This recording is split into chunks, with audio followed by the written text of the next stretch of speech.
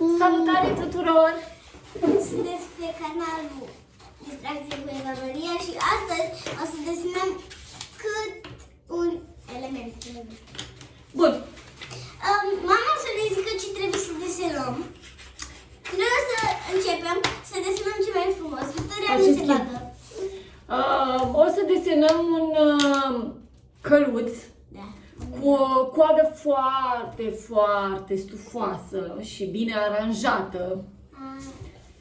Ce spuneți? Da.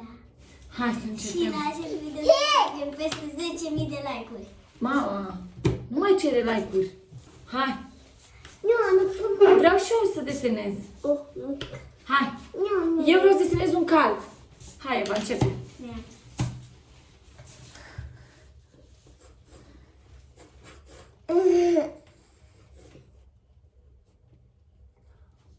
Nu ieșit. Da, nu cred că o să pot fi destul de mare.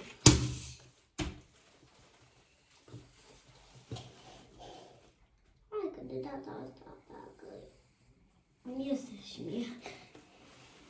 Un căluț. Nici eu nu pot să desenez, nu? Da.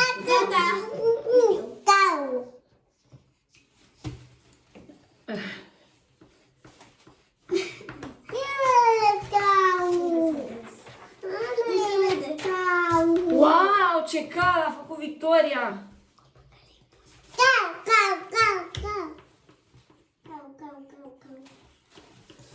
Dar știi genul ăla de cal? Când zici, sigur la mine căluț, te mușcă.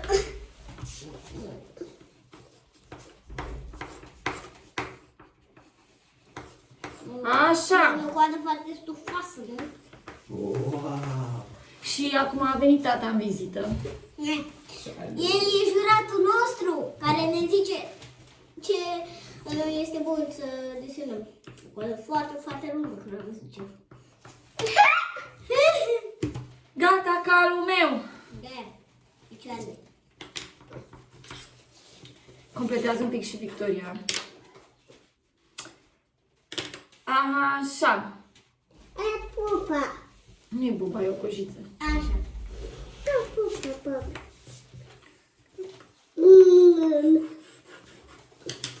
Înainte să mă zvilească Victoria, vreau să vă arăt calul. Calul Victoriei. Calul meu nu e încă gata.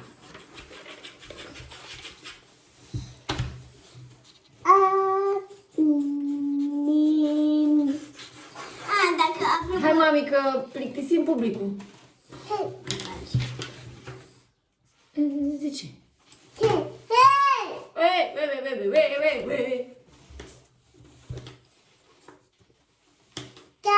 Dar ce ai acolo? Este o coadă aranjată. Și asta este calul Evei.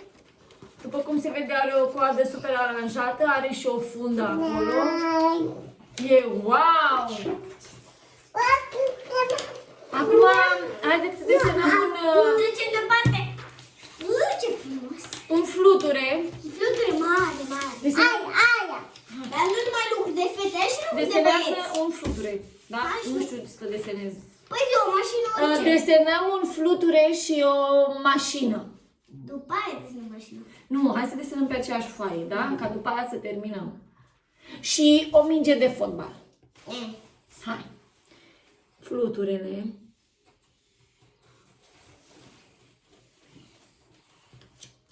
Am greșit.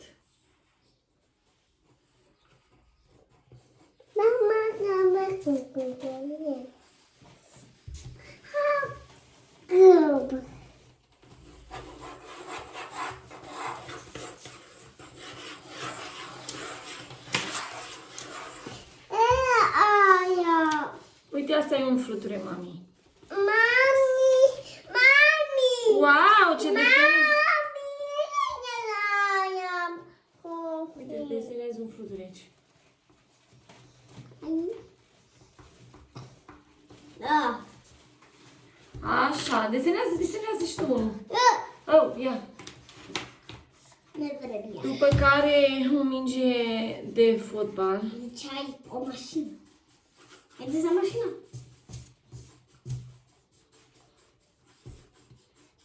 băgați în seamă ochii ceilalți. Tate! Nu trebuie să fie băgați în seamă. Apropo, tata! Videoul ăsta l-am făcut pentru cineva special. Videoul ăsta l-am făcut pentru cineva special. Videoul ăsta l-am făcut pentru să nu râdeți numele ei, Meme. Pentru Meme? Da, pentru Meme. Meme, să te uiți la canalul nostru de YouTube. Deja scrie, deja se uită, sunt serioși. Mama. Hai. Ochii mei. Stai un pic, acum mai am de desenat o mașină. Și știu flutele astea de la educatoarea mea de la grădină. Da.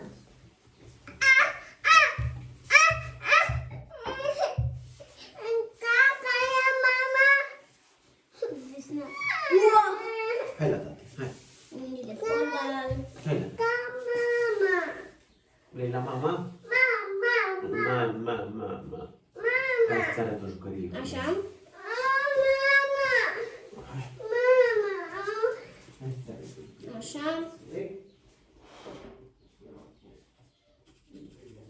Așa.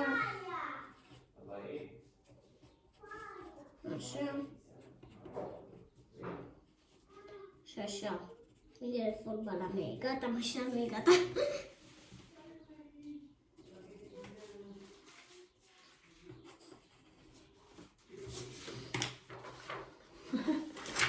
Asta este desenul meu, fluturele, mingea și mașina.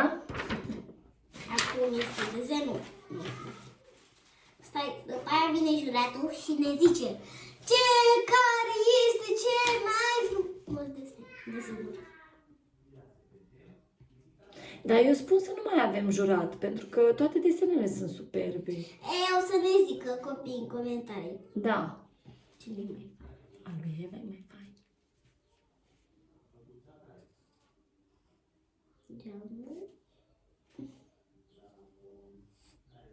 Genul ăla de mașină. Portiera. Ia uitați! Wow, dar chiar ce minge faină ai și ce fluturi! Asta este desenul Evei, este minunat! Are mingea, fluturele, fericit și mașinuța! Cam atât, ca să nu ne lungim cu video-ul.